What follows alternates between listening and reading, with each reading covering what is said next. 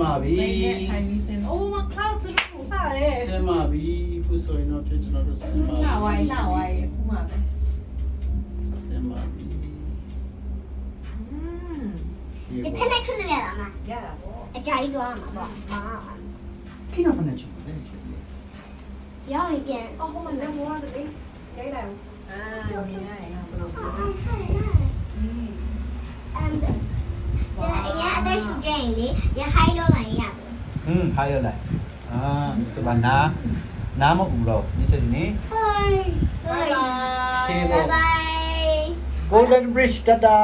တတာဦးနိုင် bridge အောက်မှာတောင်တွေနဲ့တက်တော်တွေရှိပါတယ်ဆိုရင်တော့